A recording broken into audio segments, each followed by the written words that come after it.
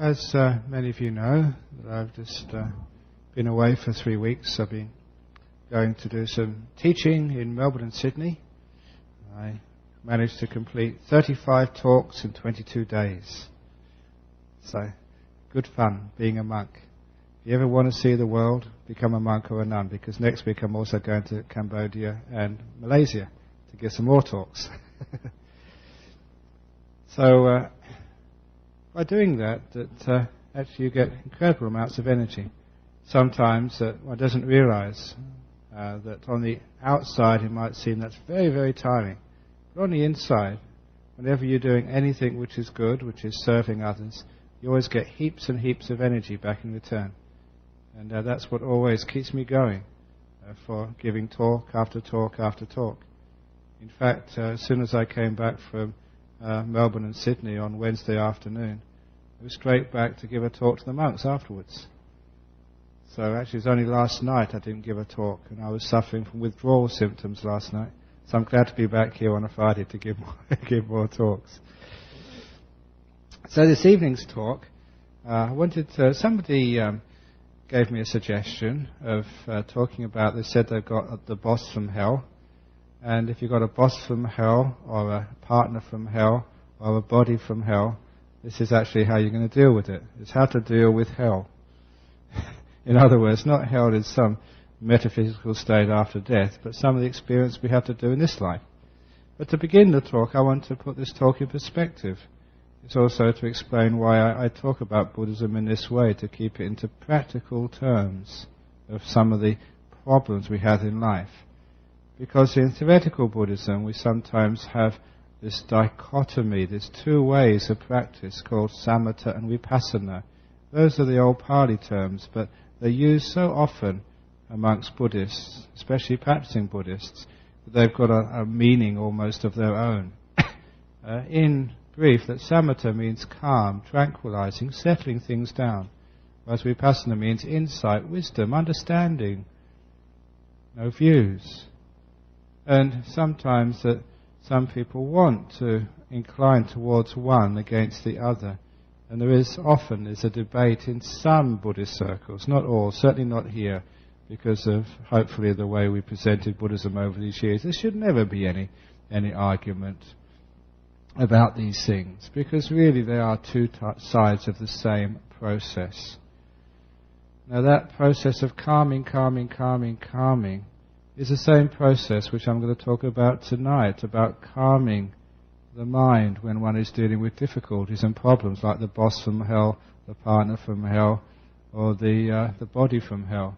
It's a way of dealing with problems, to settle them down, make them peaceful and still, so there's no problem anymore.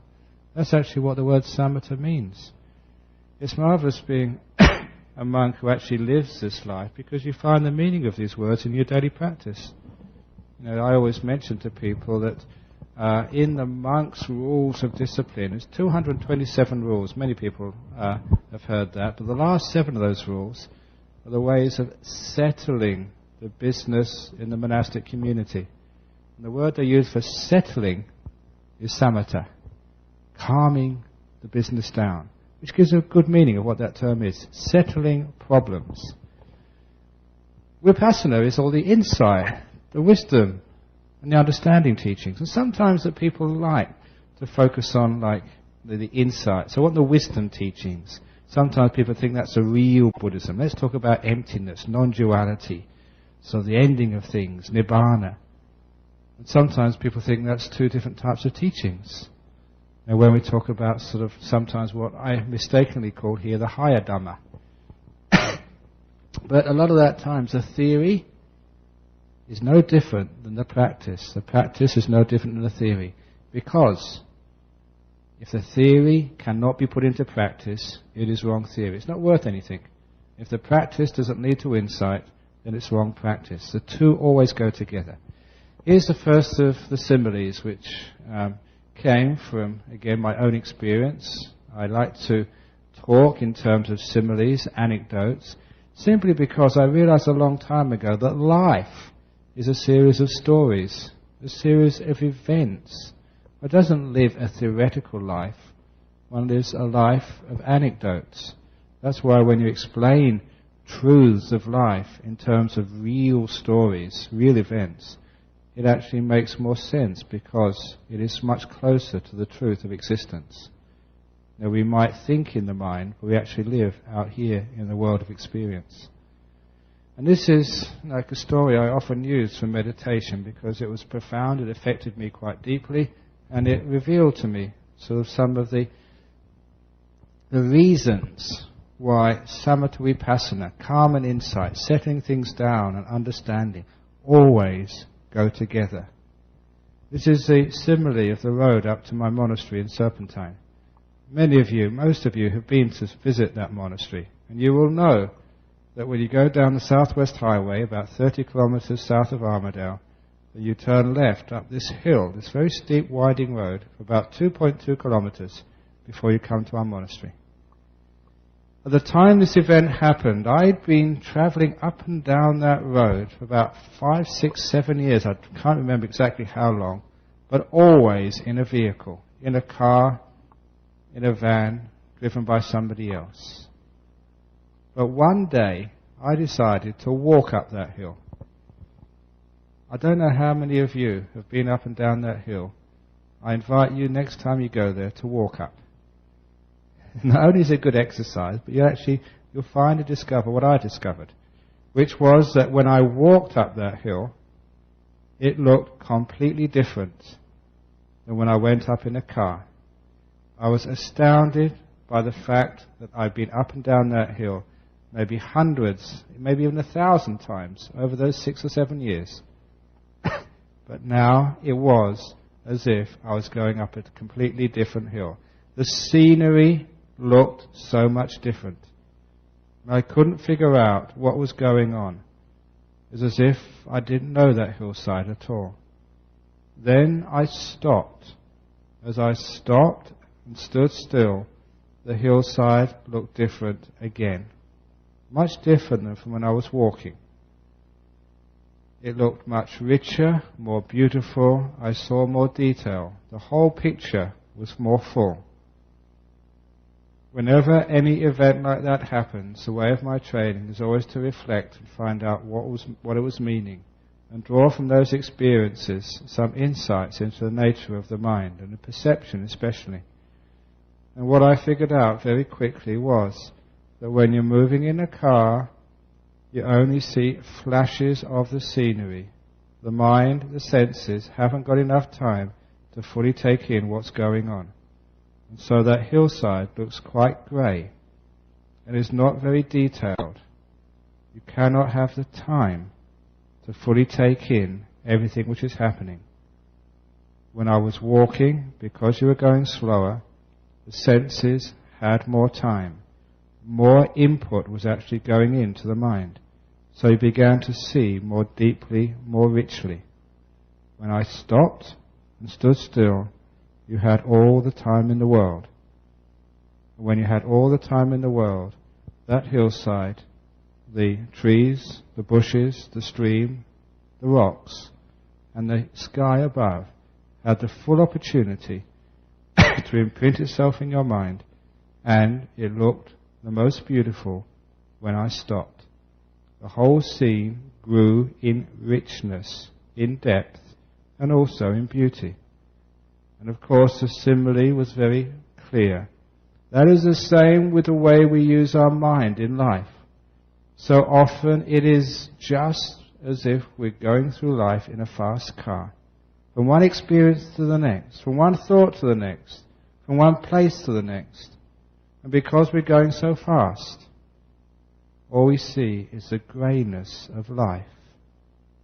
Because the images, the experiences have got no chance to fully imprint themselves on our mind. We haven't got time to fully understand them. And certainly we don't see their richness, their depth, even their beauty. Because our mind is going too fast. So it becomes quite clear what one needs to do to be able to understand things, to solve problems, and also to see some of the richness of life, some of its beauty. And that is to slow down. To slow down means to calm the mind down. So instead of the mind running from one object to the next, from one thought to the next, being restless, like the simile of a monkey in the forest, always jumping from one tree to the next. And as that monkey is already jumping to the next branch, it's already planned the next 2 branches it's going to swing to. Just like each one of you, wherever you are, is already planning the next place you wish to go. And the whole idea of calming down is like doing one thing at a time and spending moments there instead of rushing always on to the next thing. Our life is very speedy. Because it is speedy, we never understand it, nor can we enjoy it. The more you slow down the mind, this is calm, calm, calm, the slower the mind goes. As the mind goes slower, just like looking at a hillside, you see things in more depth, with more richness. You see more of what is going on. As you see more of what's going on, you get what we call insight, deep seeing into whatever one is looking at. If you can eventually stop, when there's a stopping, there is the full seeing. In the same way when I stood next to that hillside, that's the time you saw it in its fullest colour. You saw everything which was going on there. It was rich, informative, and also very beautiful. It is one of the extra side effects of samatha, of slowing down, is that life becomes more happy, more beautiful. Which is why that monks who practice calming down, why nuns who practice calming down usually have a happier expression on their face. The faster you go, the more the edges of your mouth turn down. The slower you go, the more they turn up. It's the nature of samatha. Calm always leads to that happiness. But more importantly, it leads not just, that's a side effect, it leads to seeing deeply.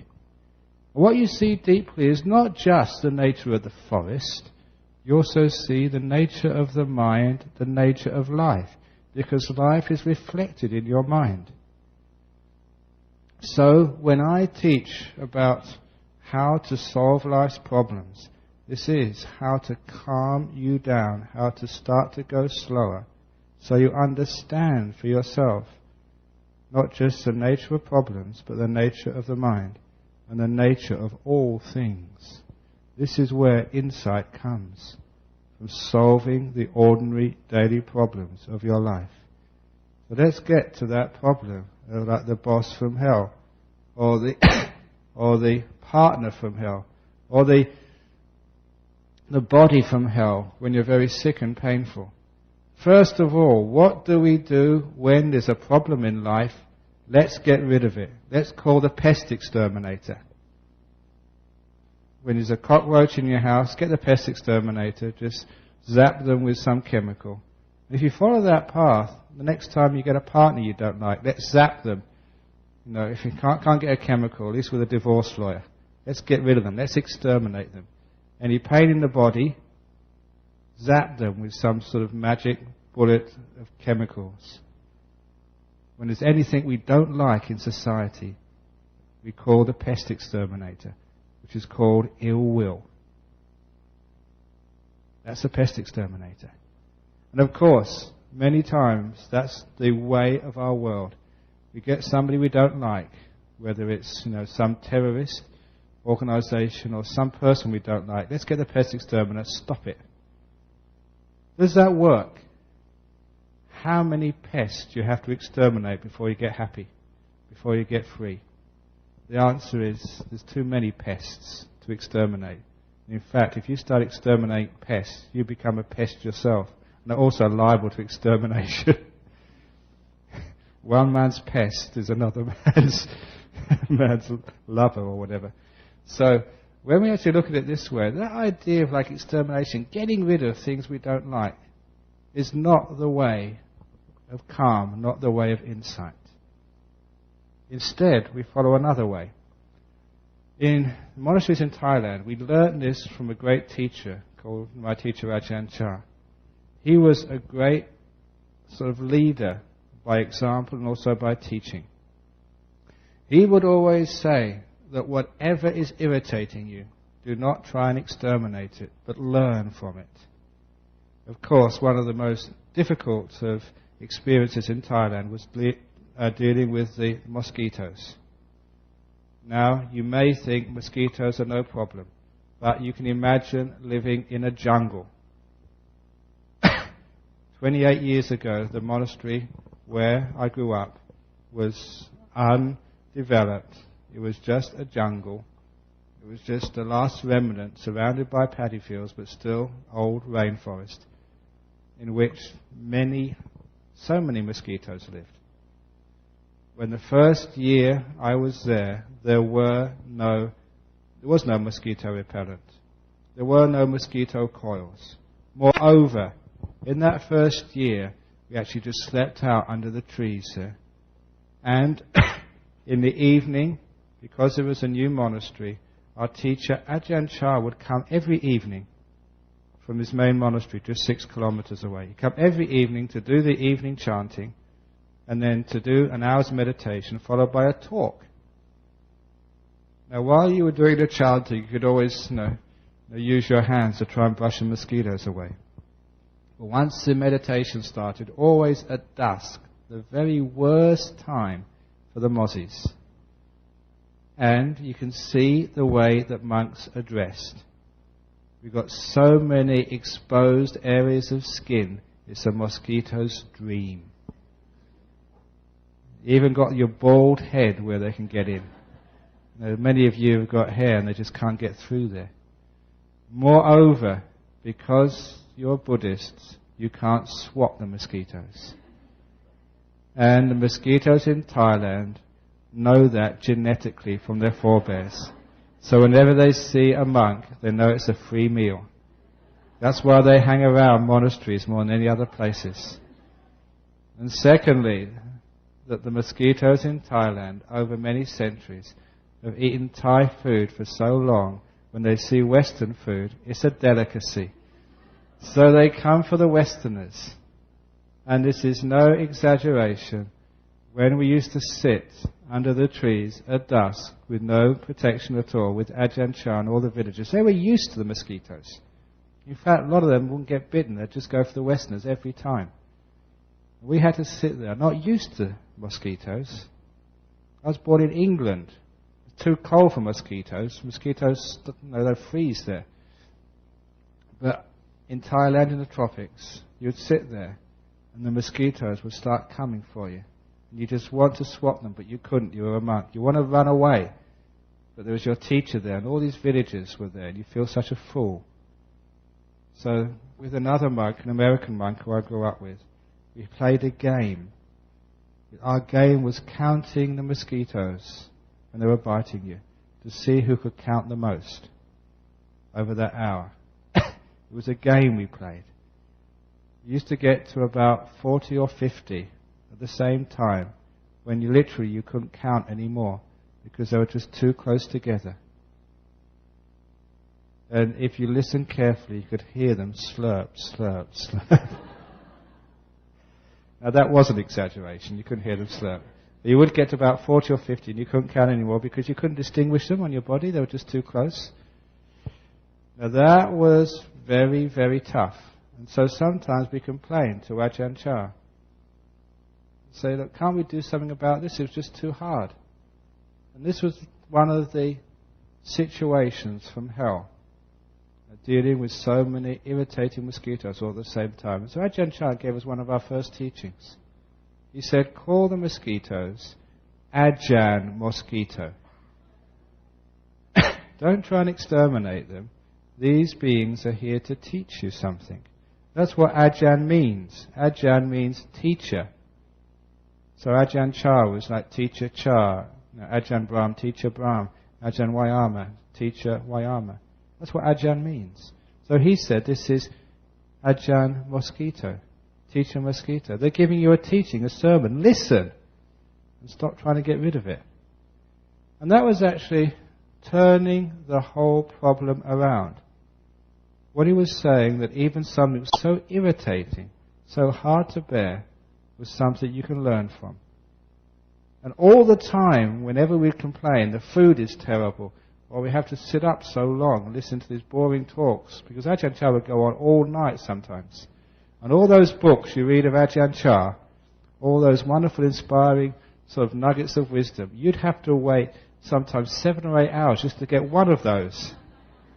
And what the monks have done, they've sort of sifted out all of the, the other stuff. They've just taken these nuggets of wisdom and put them in the book, so you get it very easy. Ajahn Chah wasn't like that at all. You'd have to listen for hours for one of those nice sayings. So sometimes that even the talks are very long. But he always state that these are teaching you something. So it's the same whenever you get an experience which is hard to bear, always call it your teacher. You have to learn something there. First of all, what you're learning is something which in Buddhism we call the First Noble Truth. That life isn't meant to be easy. That life is suffering. You say, what do you expect out of life? Now, if your job was very easy and you really enjoyed it, then they wouldn't need to pay you. The payment is a bribe for having to do something you don't like. So always look upon your salary that way. It's a bribe for doing something you don't like. So don't expect yourself to enjoy your job. If you really enjoyed your job, you'd be someone like me who does it for nothing.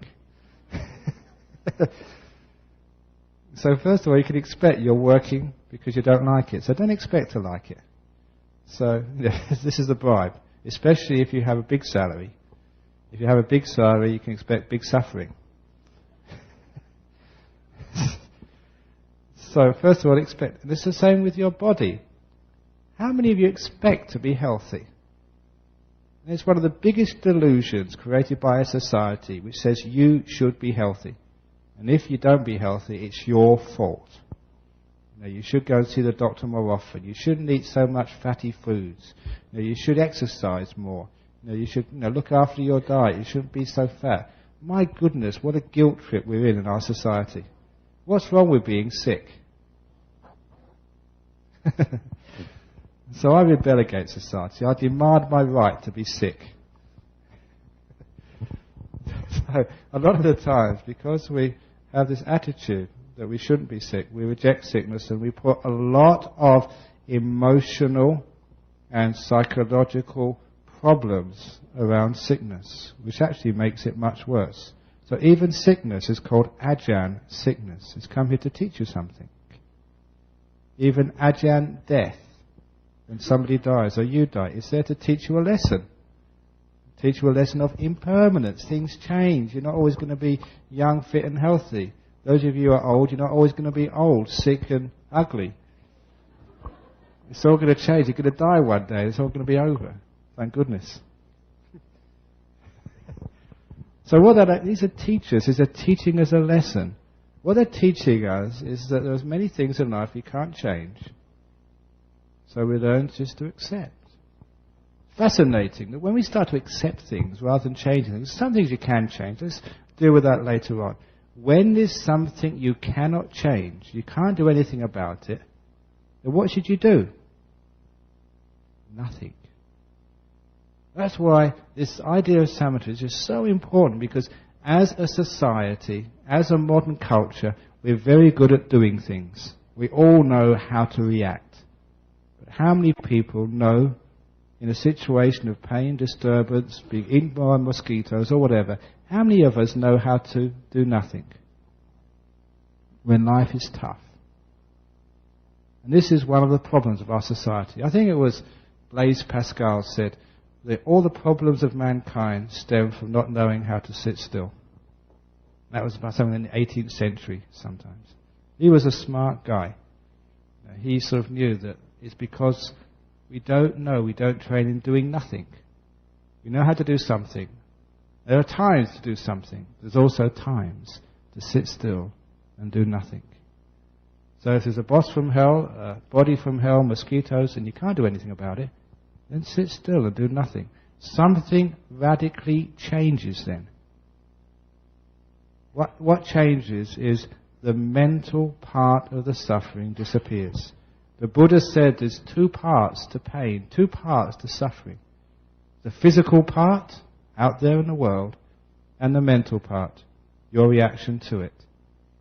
And this is a teaching of the Buddha himself. He said, so often, the physical part out there in the world, whether it's the boss from hell, the body from hell, the mosquitoes, or the economic situation, or whatever, so often we can't do anything about that. But we can do something about our reaction in our mind. How we respond to it. How we relate to it. Emotionally, spiritually. He said that's where you've got full control.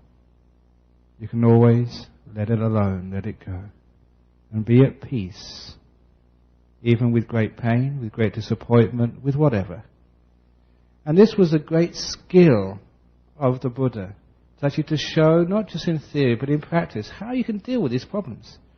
Now look, if you've got a boss from hell, or a partner from hell, or an enemy, why are they acting that way? This is basic psychology, which is said here many times, which you should recognize through your mindfulness practice. When you start to slow down, stop running away from the problem, but actually slow down, stop and face it. You see it more richly, like seeing the side of the hillside on the way to our monastery, and you start to understand exactly what's going on. And with that understanding comes the right response.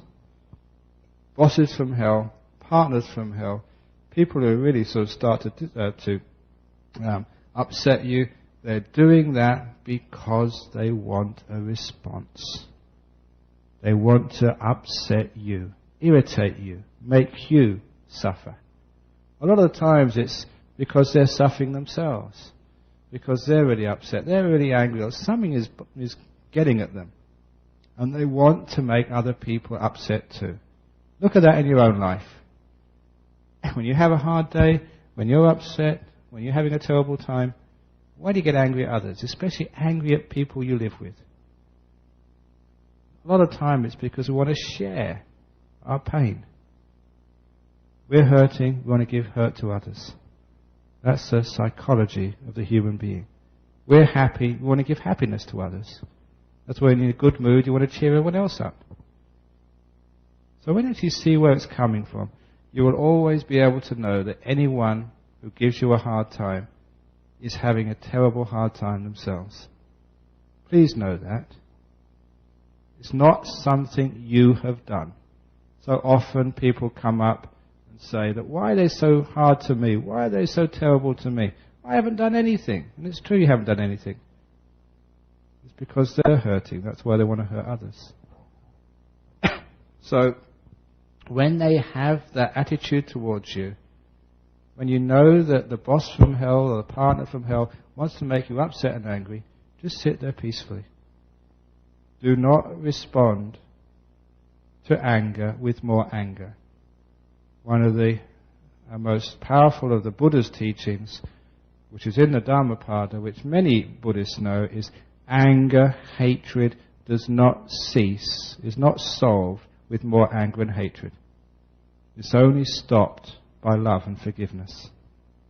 It's the only way to stop anger and hatred. That's why I said, I think the last talk I gave here 3 or 4 weeks ago on conflicts and things like the Bali bombing and terrorists. What do terrorists want out of their victims? They want to get you really upset and angry. They want to hurt people, take away their happiness. And as a Buddhist response, say it doesn't matter what they do, we refuse to have our happiness taken away. Refuse to have our freedoms taken away. Refuse to be controlled by the silly actions of others. That is a Buddhist response. Anger does not cease by giving anger back. Hatred doesn't cease by giving hatred back. A good example of this, which I want to bring up now, because this was somebody called me today because there was an article in the Australian recently about apparently while I was off in Melbourne there was a Miss World contest in Nigeria. Apparently the Muslim community really objected to an article in a newspaper which said something like the Prophet Muhammad would have probably married one of the contestants. And that caused a riot in which many, many people got killed. And apparently that was taken up in an Australian magazine, Australian newspaper, where one of the journalists made a little joke about not just the Prophet Muhammad, but the Buddha observing one of the beauty contests and having a discussion between them which one they fancied. And many of the Buddhists, or some of the Buddhists, said, well, how should we respond to this? This is just really being derogatory to Buddhism. And so I had to tell this person, look, keep it cool. Don't worry about such things. You don't sort of destroy Buddhism by sort of writing in a jokey fashion about the Buddha, about the monks. In fact, I'm saying that as Buddhism becomes more popular in, say, a Western setting, as more people become Buddhists, then there'll be more people telling jokes about Buddhism. And sooner or later we'll have sitcoms and comedies, like sort of Up the Monastery or whatever else, with sort of comedians playing the monks. It's only a matter of time, because that's what's happened to Christianity. That we sort of it's our tradition almost actually to poke fun at some of the stupid and ridiculous parts of everything. And I think sometimes that can be quite healthy. And so, what should we do as Buddhists when people do this? Just be quiet and enjoy the joke. Because a lot of times, if someone is really being malicious, they want to try and get a response. And if they're trying to sort of create havoc, then at least they can sort of say anything they like about the icons, but they can't say anything or do anything about what those icons are pointing to, which is peace, compassion, tolerance, happiness, harmony. I don't know what you say about the Buddha. I'm still going to be kind and peaceful towards you. That's why, again, the response of the Buddhists to the blowing up of the Bamiyan statues was wonderful. They could blow up the Bamiyan Buddha statues, but they never destroyed the Buddhist principles of peace and tolerance. It doesn't matter about blowing up the statues. We can always make more. But, if you build up hatred and you blow up the principles, that which makes sort of people calm, loving, peaceful, then that you'd be very disturbed about. So this is the way we respond to problems in the world. Don't respond to the problems by throwing away the principles. And the principles are, just peace, harmony, compassion. Especially if you've got a boss from hell, try those things. Peace, harmony, compassion. If you've got a partner from hell, peace, harmony, compassion. If you've got a body from hell, peace, harmony, compassion. Can you do that? My goodness, that is actually completely rebellious. Because the boss from hell wants to upset you. You refuse to get upset. Say whatever you want to say. That's fine by me. I don't agree with it. But why should I get upset by it? Whatever you ask me to do, you might ask me to shout at me to get all of these things done today. I'm not going to worry about that. I'm going to do it at my pace as best I can do. If you don't like that, fine. I'll leave and get another job somewhere else. But you just try your best. But you don't allow other people to control your pace of life, your emotions, your happiness. Too often in life that we allow life to control us, people to control us, our partner from hell to control us, or even our body to control us. Whereas the Buddha said that even though the body may be sick, the mind doesn't need to be sick. Even though you may have a boss from hell, your mind doesn't have to go to hell with them. Even though that life may be difficult, the mind can be at peace, even amidst all of that. This is the way we do it. During the meditation, I gave them some tricks, some insights into actually how to do this, how to be at peace. One of those insights is whatever is happening in the present moment, allow it to be. Not just letting it go just with a sense of equanimity, but actually inviting in, welcoming it. Boss from hell, thank you for being there. Now you try that, that's radical. What that's actually doing is you're taking away the mental attitude of rejection. Welcome, come in. That's what Ajahn Brahm was implying. You're the teacher. You're a tough teacher, but I'm going to learn something from you. Welcome, come in. When you have that attitude, first of all, instead of running away from the problem, you're facing it. Number two, you're responding in such a way which completely undermines the reason why that boss is reacting to you in that way. You're undermining his strategy.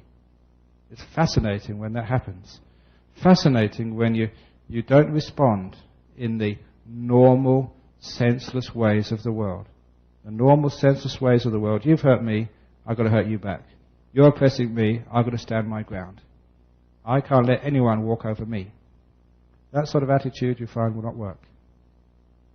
The other way is just you are in control of your happiness and pain. It's up to you.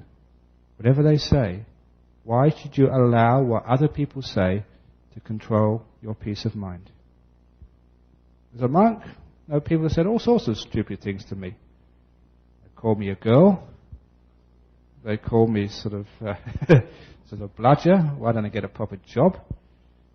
They call me a deviant because I'm celibate. They call me all sorts of things. All sorts of things. And so, a lot of times when they call you those names, you just laugh. You enjoy the joke. Some of the times it's very funny. I always remember the time when we were staying in North Perth many, many years ago, and that 12 or 13-year-old girl came out from the house. She'd never seen a monk before. And she came right up to me, and she did this marvellous impression of someone who was absolutely disgusted. She looked me up and down, sniffing. And then she looked me straight in the eye and said, "You're dressed like a girl. That's sick. Yuck." I thought it was so funny. I really thanked her for giving me another story to tell in my talks. But she was, because I didn't get upset when she said that completely undermined her whole strategy. Why would you actually say that? Look someone up and down with real disgust and say, "You're dressed like a girl. That's sick. Yuck." You're doing that to try and upset somebody. And the last thing you expect is to have them sort of enjoy the joke and laugh and be at peace. It's true. I am dressed like a girl. I've got a skirt on, haven't I? It's just our robes, that's all. That's why I keep telling people when I go travelling, go to the airport, sometimes they have different languages and don't know which actually toilet to go in because I look at the signs. That's only joking, I know. Don't get into trouble. But, so when people try to abuse you, what are they doing that for? They're trying to upset you. They're trying to take away the control of your own happiness. So that when this journalist started to make jokes about the Buddha or the Prophet Muhammad, what do journalists want? They want notoriety, don't they? They want people to read their newspapers. The most they want is to make some sort of big scandal about it. So they're famous. So that's great. Okay, you can say whatever you like. Just ignore it. Be at peace with it. If it's a good joke, enjoy it. Laugh with it. And that way you're not allowing people to control your happiness. Your body. Why do you allow your body to control your happiness? Sometimes you're sick. Sometimes you're healthy. Who can control sickness and health? Who wants to be healthy? Can you do it? Even if you've got the best doctors in the world, and you've got a gym in your own house, and you eat the best health foods, and you come to the Buddhist Society every Friday night to do meditation, you're still going to get sick. So, it's really stupid, isn't it? So we always want to be healthy, but we can't do it. Why? So look, you've got to accept sickness as part of life. You're not going to avoid that. Same as old age, ugliness, and becoming smelly. You're not going to be able to avoid that as either. So this is part of life. So if we can't avoid this, what do? We become to learn, take these things as our ajahns, as our teacher. And we can actually learn, because we don't fight it, because, obviously there's something we can do it. But a lot of times we can't. If what we can't fight, we call our teacher. Much more than sort of the teacher of the Buddha. Not more than any sort of teacher Ajahn Chah or Ajahn Brahm, cittapalo or Ajahn Vayama. The greatest teacher for you is that which is very hard to bear. That's teaching you the big lessons. Learning how to be at peace with all of these things. It's amazing what happens when, even in a sick body, you say, okay, can't do anything about it. I'm just going to be at peace with this. I'm going to allow it to be. I'm just going to be with this sickness. I'm not going to try and get rid of it. I gave that instruction, be in the present moment, and see if you can develop non-negativity towards the present moment. Don't try and push it away. Don't try and reject it. This is your gift. It's present. That's what present moment means. This moment is there for you, even the pain and the sickness. And anyone who's truly done this has not rejected the pain, not rejected the disappointment, but brought it all in. You find an amazing thing always happens every time. The pain doesn't go. The problem doesn't disappear. But the mind becomes so peaceful that it's not a problem anymore. It's not a pain anymore. It's just feeling. It's just life. It's just business, that's all. What do you expect in business? This is just life. So you're at peace with things which you cannot change. You find then you've got a marvelous teaching, a way of dealing with so many different problems in life. So often in life is, I don't like this, I don't want this, it shouldn't be happening to me, why me? That moaning, fault-finding mind is one of the biggest problems, psychological problems of our life. That psychological problem, I want it to be different, I want it to be different. And we get into that so much. There's times where we can change things, great. But you all know how to do that. That's why so often I emphasize how to be at peace with things. Sometimes people misunderstand me, or all the monks and nuns staying here, thinking that we should just be pacifists all the time and do nothing and don't stand up for anything. But that's not what I mean. We're just emphasizing the non-reaction, because we all know how to do the other thing, to change, manipulate, control, do things in life. We all know how to be managers and administrators. Here I'm saying is how we can just let go and be at peace. You ever notice when the traffic lights fail, the traffic goes very smoothly through the traffic systems of a city? When there's no control, things flow much more smoothly. So often in life, when we let go, things flow so much more smoothly. It's also, if you've got a boss from hell, a body from hell, so often those boss from hell again is doing this is his way of trying to control you. When you refuse to get controlled by that, you become free. Simile of freedom, which I tell very often, the simile that every place where you don't want to be is called a prison. That's the definition of the word jail. Any place you don't want to be. Freedom is any place where you're content to be. That's why being in a monastery like ours in Serpentine, or a sister's monastery, if any of you ever go to visit prison, you find the conditions in our monasteries are much, much worse than the conditions in any prison in this state. That's why I always hope there's nobody from Amnesty International here, otherwise the Buddhist Society of Western Australia will be put on the list of abusing their monks and nuns by not giving them 3 meals a day, televisions and everything else. I did actually hear this in the Centrelink, Department of Social Security in Britain. They decided that everyone should have a video and TV. So even poor people actually get given them for free, because you're deprived if you haven't got these things. So we're all deprived in our monastery. We're all way below the poverty level, the way we live. In fact, so hopefully there's nobody from Amnesty International here. Otherwise we get cited for abuse of our sangha. But nevertheless, why in our monastery it's actually so hard to get in there, to even come for a visit.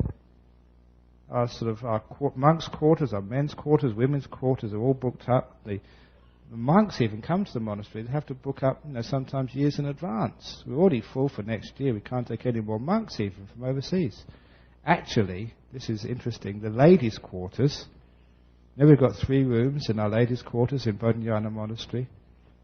And for the rains retreat, you can actually stay 3 months there if you book up in advance. But 2003 is already booked up with a waiting list. So is 2004 as well.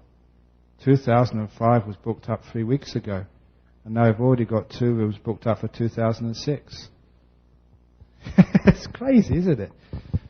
Sort of people booking up for, that's 4 years in advance. My goodness. No hotel sort of books up that far in advance. But why is that? Why do people come up there just to do nothing? No TV, no sport, no radio, only a couple of meals a day. You've got to just eat what you're given. Situation's very harsh there. Much harsher than the prison. Who would actually book up to go to prison 3 or 4 years in advance? So why is it that people actually do this? The reason is because people want to be there. In a prison, doesn't matter how luxurious you make a prison. Even if you turn the Hilton Hotel in Perth into a security prison, put all the prisoners in there, they still want to escape. Why is that? Because they don't want to be there. That's what a prison means. If you understand that point, the difference between a prison and freedom, you understand a lot about Buddhism. You understand a lot about how to deal with problems in life. You understand a lot about the nature of the world and Dhamma. Any place you don't want to be is called prison. Any place where you're content is freedom. So if you got the boss from hell, and you say, he's my teacher, I'm content to have him. Thank you so much for teaching me just patience, teaching me endurance, teaching me how to respond to difficult situations. Oh, it's so wonderful to have you. I heard that once from Ajahn Sumedho, who went to this monastery once, who had this really terrible monk he had to sit next to for 3 months. He was a gross monk. And at the end of the 3 months, Ajahn Sumedho actually went to him to thank him for his company. And this monk, sort of thought, this is a really sort of good Western monk. He really appreciates my wisdom. And Ajahn Sumedho said he wasn't appreciating his wisdom. He was just appreciating for being just a terrible monk, this monk from hell for 3 months, because he taught him so much. Thank you for being such a rotter. Because that's how we learn sometimes, from the really hard teachers. So he learned about freedom. It doesn't matter about changing all the monks in your monastery to be perfect monks. It doesn't matter about changing your partner in life to be this wonderful partner from heaven, your soulmate, the most perfect husband in the whole world. You're just willing just to get up in the morning and serve you all day. And just would almost like bow to you and worship you all day and say what wonderful things to you. So the perfect partner, you'd never learn anything from those. You just get more dumb and stupid than you are already. So the best thing to do is just have these partners from hell you really learn from and say, so thank you for teaching me so much about the reality of life and how about freedom is. If you want to be there, you're free. Same with your body. If ever you're in great pain and sickness, and you say, I don't want to be here, I want to die, then you're in prison. I can't stand this any longer. You're in the torture chambers of prison. How do you get out? You don't need to break through any doors or walls. All you need to do is say, I am content to be here. Then you have all the freedom you wish. One of my favourite monks, a Thai monk, many years ago, he's dead now, but he got convicted of being a communist in the times of the communist scares in many parts of Asia and Europe and the United States. So he got put in jail for 2 years. He wasn't a communist, but sometimes you can give a talk. If you give so many talks in public, sooner or later you'll say something which somebody, some smart lawyer or judge would actually take as you're a communist or a socialist or whatever they want to find out you are. So this monk was put in jail for 2 years, just for no good reason at all. He was so happy. For 2 years he didn't have to give any talks. He didn't need to see people who had their problems, didn't do any counselling. He had all this free time. He got up early in the morning, and actually the prison food was actually sometimes even better than the food you get in the monastery. And he had all this time for himself. He could read, He could meditate, had nothing to do. He said it was the best 2 years of his life. It'd be marvellous. It's like solitary confinement. No, I did 6 months. I had to work hard for that, but in prison you get it for free. So if a monk were in jail, the last thing they'd do to punish you is to give you solitary confinement, because that's what you want. So this is actually learning how to be free. When you want to be there, when you're content to be there, how can you call it a prison? That contentment, that letting go, that being with rather than being against, is how to be free when you're in terrible pain, when you're about to die, with a partner from hell or the boss from hell. You're teaching me something very, very powerful, because you may be able to get rid of the boss from hell. You may even be able to get rid of the partner from hell. You'll never be able to get rid of this body from hell, which is always getting sicker and older day by day. It's eventually going to pack up on you and die. A lot of times death is painful. And that's something you can't get rid of. You're actually learning how to deal with the hard stuff of life. There are many disappointments that you have in life, many tragedies you have to deal with in life. Sometimes it's somebody else. One day it will be us. When we learn how to deal with these things by being content, even where other people will be sort of rushing up and down, screaming, complaining. I'm so proud of many Buddhists I've known who, when they've been told they've got cancer, have had this marvellous sense of contentment. Many people I've known who've been dying, who've been at peace dying, who've been content, who haven't been fighting to the very end. My goodness, they've died gracefully.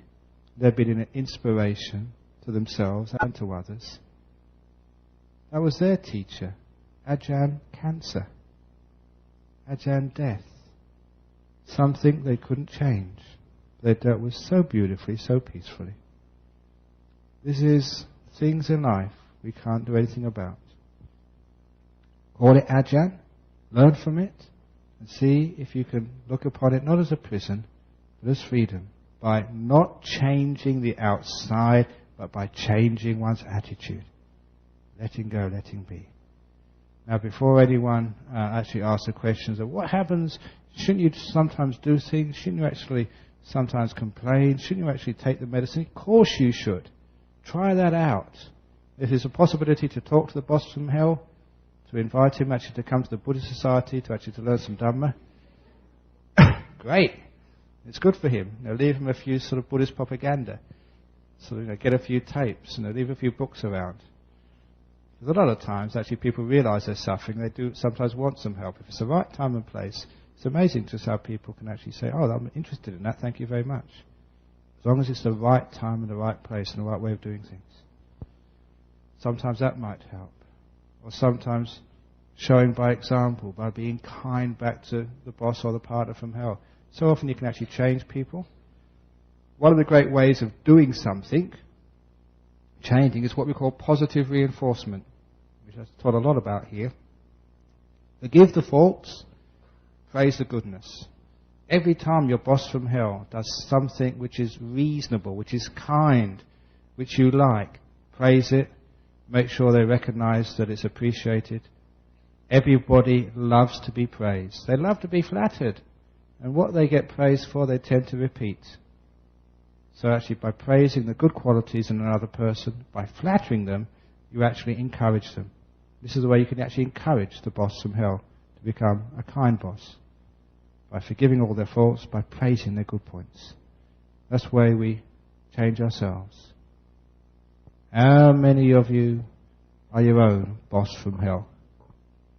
Always on your own back, asking you to do things you can never really achieve, giving you deadlines which you just cannot meet. And whenever you even make a small mistake, they really get on your back. Not just for one day, day after day after day. You stupid idiot, why can't you do this right? You should do much better than this. And how many times do I have to tell you, you're so idiot, stupid? The boss from hell inside I think you can all recognize the boss from hell inside. That boss from hell inside, how do you deal with that? At least that one, by praising your good qualities, encouraging them. That way, you find that you can become a better person. This is what we do to change others, what we do to change ourselves, what we do to change life. Praise all the good qualities in life. Forgive all the bad. That's why the Buddha said, hatred is not ceased, is not stopped with more hatred. It's only ceased by forgiveness, love, understanding, quietening it down, calming the problem. And there you have insight. Understanding not just how to deal with the boss from hell, not just how to deal with the body from hell, not even how to deal with you from hell, learning how to deal with everything. That's why we get these amazing insights and wisdom, Buddha teachings about the nature of you, how you work, the nature of life. And whatever wisdom there is, even the deepest, highest wisdom, if you cannot put it into practice in your daily life to stop suffering, it's not wisdom. All of the profound teachings of the world, if they don't actually work in daily life, they're all just airy-fairy stuff and nonsense. Just like theological babble. But if it's really wisdom, it's something which not just the monks can make use of in their monasteries, in high meditation. It's what even the ordinary person should be able to make use of and to change their life. That's what wisdom is. That's what calm is. And those are some insights into how to deal with the boss from hell, the partner from hell, the body from hell, or even when you are from hell. So I hope you enjoyed that talk this evening, and I hope there's some insights which you can take home with you to become better people for the happiness of yourself and all those who have to put up with you. Thank you. So any questions about the talk this evening? Questions, comments, or complaints? Yes. Okay. First of all, you say that some people have suffered for millions of years and they still sort of aren't any the wiser. A lot of times it's because people run away from suffering rather than face up to it and learn from it.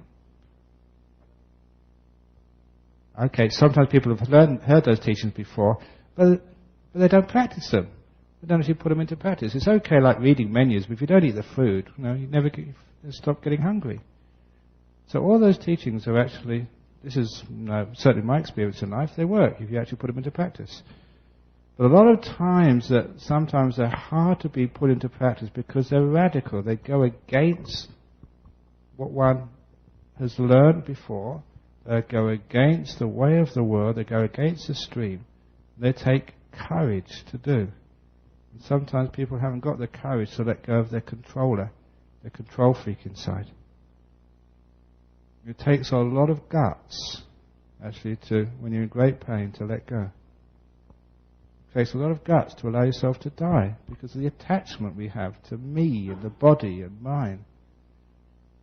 But eventually we suffer until we learn that that's a way which ends suffering. That's true what you say, people suffer because they never actually practice and understand those teachings. There's a difference between theoretical understanding and putting them into practice and finding they work and get the experiential understanding. That's why it's very easy to study Buddhism. It's very easy to write books about Buddhism.